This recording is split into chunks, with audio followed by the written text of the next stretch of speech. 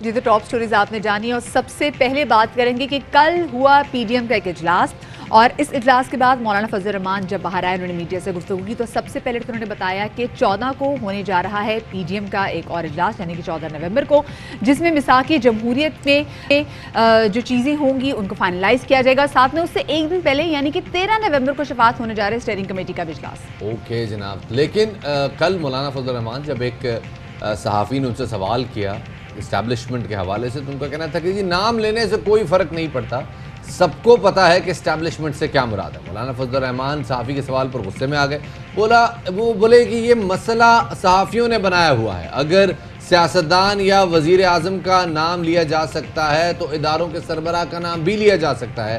PDM सरबराह ने इस बारे से मज़ीद सवाल लेने से भी इनकार कर दिया।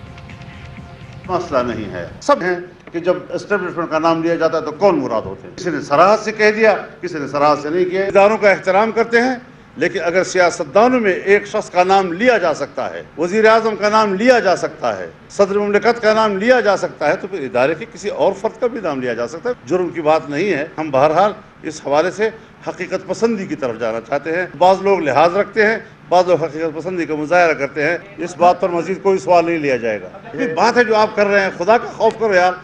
एक मुल्क के निज़ाम पर बात हो रही है, अवाम को इस लफ्ज़ से मुतमईन करना है कि जनरल फैज़ का नाम लिया जाए या न लिया जाए। जनरल बाजवा का नाम लिया है, मुल्क की सियासत को इस सतह पर ले आए हैं। ये सतह नहीं है हमारी जहां हम बैठे हुए हैं, इसकी सतह बुलंद है।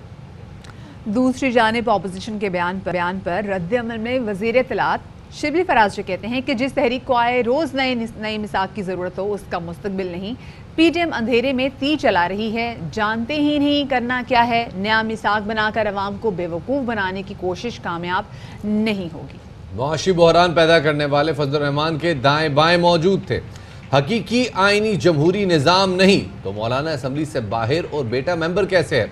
अपोजिशन जमातें इंतखाबात क्यों लड़ रही हैं। शायद खाकान आबाई हल्के से हारे तो धांधली, लाहौर से जीते तो इंतखाबात शफाफ। कौम सियासी मुनाफकत और दोगलेपन से बेजार हो चुकी है। उधर गिलगित बल्तिस्तान के इलेक्शन के दिन भी करीब आते जा रहे हैं। तमाम सियासी जमातों की जानिब से वोट के हसूल की कोशिशें जारी हैं। और दियामेर में नून लीग की नायब सदर मरियम नवाज कल इजलास भी था और उन्होंने इनका कहना था कि जाली हुकूमत के दिन गिने जा चुके हैं, हुकूमत घर जा रही है, अभी इलेक्शन आया नहीं और जीबी में धांधली के अंबार भी लग गए। जाली हुकूमत, जाली इमरान खान की, इसके दिन गिने जा चुके। ये हुकूमत जा रही है, अगर शेर खड़ा हो जाए तो गीदड़ सब दौड़ जाएंगे। तो वोट को इज्जत दो का नारा लगाते हो, इसका मतलब जानते हो ना, अपने वोट को चोरी नहीं होने देना। जरा सा भी दबाव आए तो वो आपके वोट की पर्ची को जमीन पे रखकर अपने पांव के नीचे रोंद कर लोटा बन जाए, क्या वो आपके वोट का हकदार है। इलेक्शन में एक नई रिवायत को जन्म दो और लोटों को घर पहुंचा कर आओ। जिस इंसान ने वफा निभाई वो इंसान सोने में तोलने के लायक है। मेरे भाइयों, तहरीक इंसाफ के रहनुमा और वफाकी वजीर अली अमीन गंडापुर का स्कर्दू में खिताब के दौरान कहना था कि अगर आज एनआरओ मिल जाए तो बिलावल, मरियम नवाज, शहबाज शरीफ, मौलाना और एएनपी इमरान खान जिंदाबाद के नारे मारेंगे। जिसके इलेक्शन में जमानत जब्त करवाई वो पाकिस्तान डकैत मूवमेंट का चेयरमैन बनकर बैठा है। क्या कहना था आपको सुनवाते हैं। इमरान खान कहता है बताऊं, एक मिसाल कायम करूंगा ताकि दोबारा मेरी कौम का माल कोई लूटेगा, सोचे भी सही तो काम जाए। इमरान खान इनको एनआरओ दे दे, ये बिलावल, ये मरियम, शहबाज शरीफ, मौलाना, एएनपी, ये सारी पार्टियां नारे मारेगी कि इमरान खान जिंदाबाद। जरदारी एक सिनेमा का मालिक था, आज वो दुनिया का अमीर तरीन आदमी है आपका पैसा लूट कर। वो शख्स जिसको मैंने जमानत जब्त करके डबल की लीड से शिकस्त दी, आज वो इन डाकुओं का, पाकिस्तान डकैत मूवमेंट का चेयरमैन और हेड बन के बैठा है और ये सारे उसके पीछे दुमलच्छे बने हुए हैं। मकसद क्या है?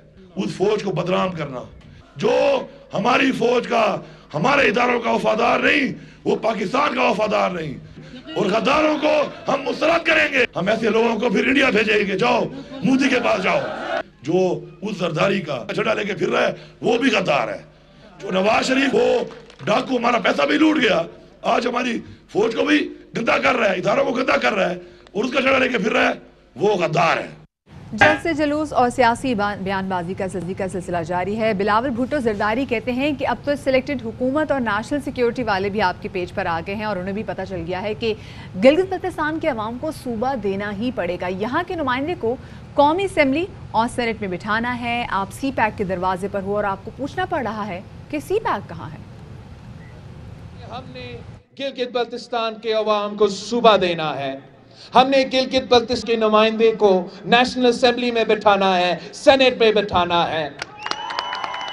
और अगर इस मुल्क के फैसले होंगे, अगर इस मुल्क का वजीर आज़म मुंतखब होगा तो यहाँ के अवाम के गिलगित बल्तिस्तान के अवाम के वोट के मुताबिक मुंतखब।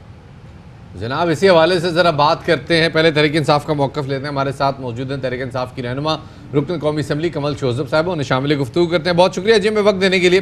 पहले तो ये बताइएगा कि नवाज शरीफ की जानिब से इदारों के सरबराहों का नाम लेने पर PDM की क़यादत में इख्तलाफात सामने आ रहे हैं और गुज़श्ता रोज़ मौलाना फजल रहमान का बयान भी सामने आया है।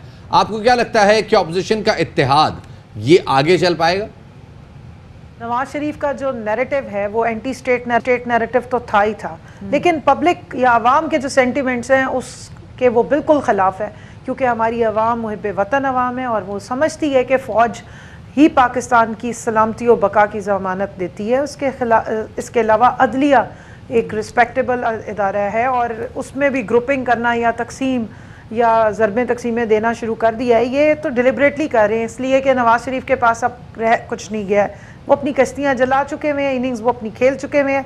तो अब वो किसी ना किसी तरह जो NRO प्लस की उनका रटा है कि चोर को इज्जत दो, वो हो नहीं सकता।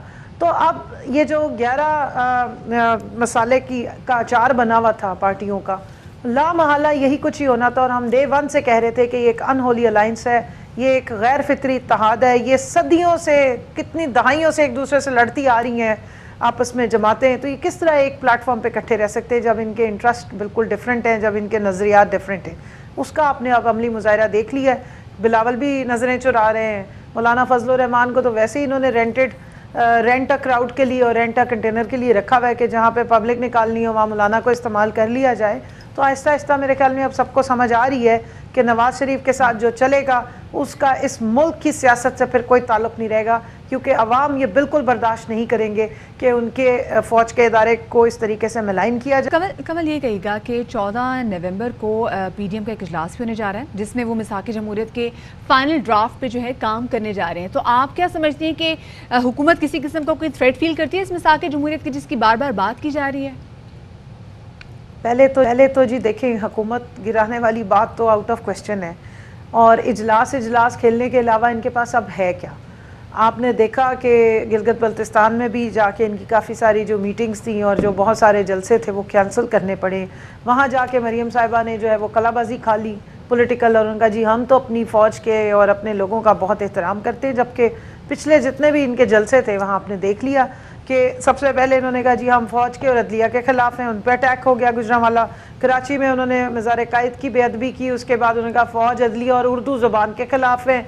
बलोचिस्तान कोयटा में जाके जब हुआ तो उन्होंने कहा जी फ़ौज अदलिया उर्दू ज़बान के साथ साथ हम बलोचिस्तान भी अलग करना चाहते हैं। तो जो पाकिस्तान के दुश्मनों का नैरेटिव है अगर वो लेके PDM चलेगी तो ना PDM रहेगी और ना इस मुल्क की सियासत में उनका कोई लेना देना है। आपने देखा है कि इनका शिराजा किस तरह बिखर है। मुस्लिम लीग नून इस वक्त टूटने का, शिकस्त रीख का शिकार है। इतने सीनियर इनके मेंबर जनरल कादिर बलोच साहब ने खुल के आके बताया है कि ये फ़ौज के दरमियान बगावत करने के एजेंडे पे चल रहे हैं और मैं इस ऐसे एजेंडे के साथ नहीं चल सकता। सनाउल्लाह ज़हरी साहब ने छोड़ दिया।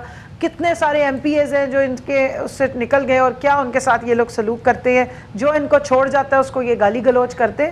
तो ये तो अभी आप देखते जाइए कि कितने लोग हैं जो इनसे आवाज़ार हुए हुए हैं और इस नैरेटिव को मुस्लिम लीग नून के अपने लोग ने को तैयार नहीं है। कमल साहब, क्विक क्वेश्चन, आपने जो बात कही ये बात तो समझ में आ रही है, लेकिन 2 दिन पहले अली अमीन गंडापुर साहब की जानिब से मरीम नवाज साहब के मुतालिक एक बयान दिया गया था और उस पर नून लीग बड़ी नाला है, बड़ा उनकी जानिब से एहतजाज सामने आ रहा है। आपका मौक़िफ़ जानना चाहेंगे उस पर?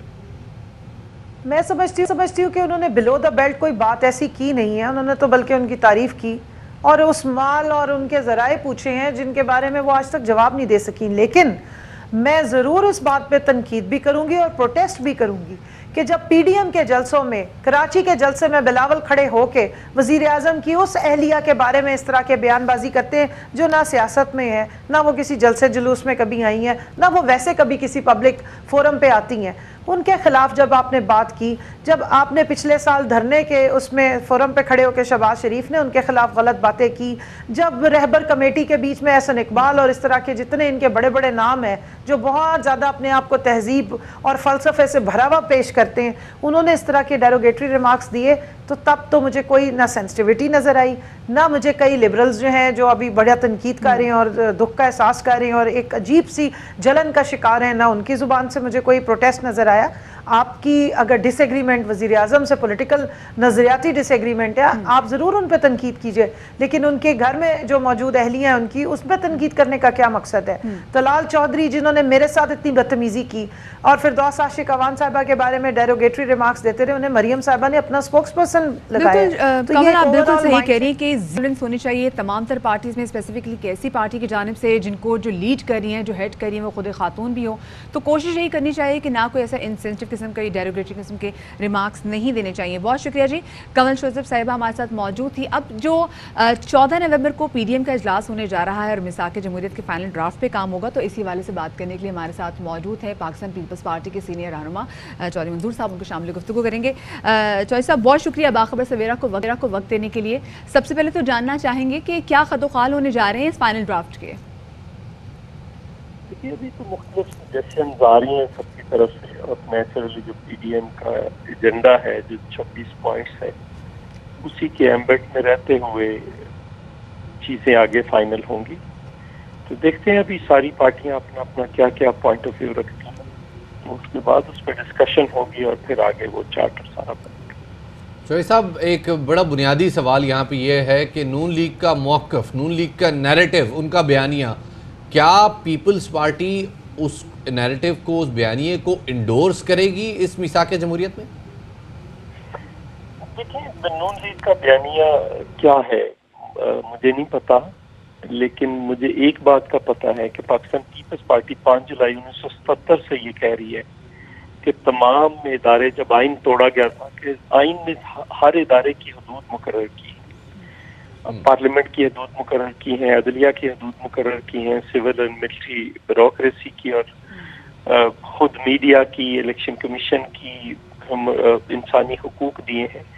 तो अगर सारे इदारे अपने अपने एम्बेट में नहीं जाते, अपनी अपनी हदूद में नहीं जाते, तो ये चीज़ें शायद इस मुल्क में अब आगे बढ़ाना मुश्किल हो गया है। तो इसलिए हम ये कहते हैं कि सब इदारे अपनी अपनी हदूद, आईनी हदूद में वापस चले जाएं और सब इदारे सिर्फ अपना काम करें, दूसरों के कामों में मुदाखलत न करें। इलेक्शन कमीशन को अपना काम करना चाहिए, अदलिया को अपना, पार्लियामेंट को अपना, फौज को अपना और सिविल ब्यूरोक्रेसी को अपना, मीडिया को अपना। लेकिन अच्छा चौधरी साहब यहाँ पे सवाल ये भी पैदा होता है, कल हमने जिस तरह से देखा कि जब आप लोग का इजलास हुआ और मौलाना फजल रहमान ने बाहर आके बात की और उन्होंने बड़े खुल के बात की कि सबको पता है कि एस्टेब्लिशमेंट से क्या मुराद है। सो पीडीएम को लीड जब मौलाना साहब कर रहे हैं, तो क्या हम इसका मतलब ये लें कि मौलाना साहब जो कह रही हैं बाकी तमाम जमातें जो पीडीएम का पार्ट है उनसे इत्तेफाक करती हैं? अच्छा, मैं अर्ज कर रहा था कि जब हम ये बात कहते हैं कि ये हो जाएगा तो किसी को कोई जरूरत नहीं रह जाएगी। बाकी अपने अपने तजर्बात हैं, हमारे तजर्बात शायद पाकिस्तान में सबसे ज्यादा खौफनाक है। भुट्टो साहब की शहादत है, फिर बीबी की शहादत है, फिर हमारे कारकुनों की फांसियां हैं, कोड़े हैं, कहते हैं, जेलें हैं। शायद हम अपना अपना अंदाज है बयान करने का। मियाँ साहब अपने कुछ तजर्बात बयान कर रहे हैं। जहाँ तक आपका सवाल है मौलाना साहब के हवाले से, देखिए एस्टेब्लिशमेंट जो पाकिस्तान पीपल्स पार्टी कहती है तो वो एक ज्यादा वाइडर टर्म है। मसलन इलेक्शन कमीशन जो धांधली, जिसका इलेक्शन कराना काम है, अगर इलेक्शन फेयर नहीं हुए तो वो भी नाकाम हुआ है, वो क्या एस्टेब्लिशमेंट में नहीं आता? जिस तरह से साकिब निसार साहब ने किया और अदलिया को जिस तरह से बीच में मुलव्वस किया, आज तक ट्रिब्यूनल्स बने हैं, 2 साल हो गए, 120 दिन में फैसला करना होता है, एक भी गिनती नहीं हो सकी। तो ये सारी चीजें एस्टेब्लिशमेंट को, अब सिविल ब्यूरोक्रेसी का भी रोल था। तो हम ये चाहते हैं कि इंस्टीट्यूशनल बिहेवियर पे बात की जाए और उनको ठीक किया जाए। हमारा इंडिविजुअल से मसला नहीं है किसी से भी, और अगर कोई इंडिविजुअल रोल अदा करता है तो उस इंडिविजुअल को भी अपने रोल पे सोचना होगा, अपने इदारे की तौकीर पे सोचना होगा कि उसके इस रोल से उसके इदारे की तौकीर क्या रह जाती है। सो इसलिए हम ज्यादा Pakistan Peoples Party institutional behaviour पे बात करते हैं। सही, बहुत बहुत शुक्रिया जी। चौधरी मंजूर साहब रहनुमा पीपल्स पार्टी हमारे साथ मौजूद थे। उनका कहना है कि उनकी लड़ाई किसी एक इदारे के साथ नहीं, अफराद के किरदार पे बहरहाल गुफ्तगू हो सकती है और मुतालबा यही है कि तमाम इदारे अपनी अपनी हदूद में चले जाएं। बहुत बहुत शुक्रिया जी। चौधरी मंजूर साहब हमारे साथ मौजूद थे।